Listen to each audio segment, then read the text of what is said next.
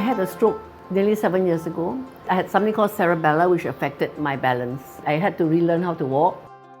People are very often ashamed of asking for help. Being well known and recognized, I don't mind asking for help. Taxi driver, I say, can you hold my hand? I'm the most obedient patient I know.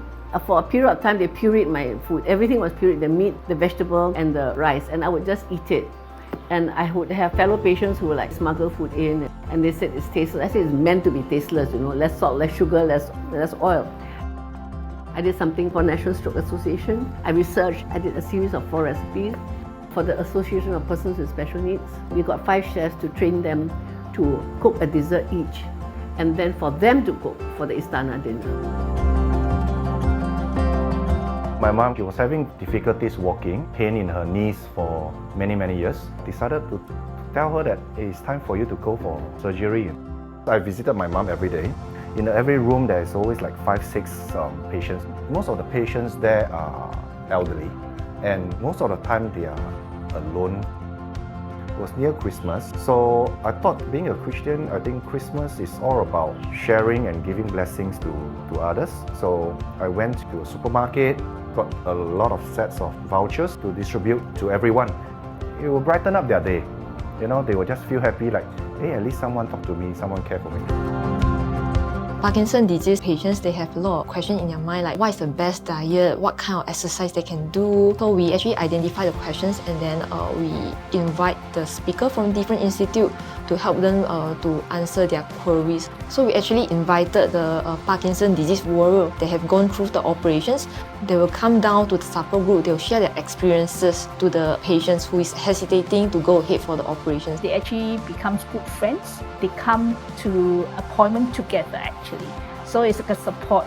You don't walk well, I come with you. We also link them to the outside, such as like Parkinson's Society. We have some community events like Move to Beat that promote the awareness of Parkinson's disease. We also have an in-house Parkinson year-end party. We organize for the patients and the caregiver kind of forget their condition for moments to enjoy the performances that we prepare for them. I started looking after my mom at the age of 18. So she was diagnosed with left breast cancer. My dad was recently diagnosed with lung cancer. I was very fortunate that I'm able to take care of him until his last. And then in June, early part of June, his mom was also diagnosed with lung cancer.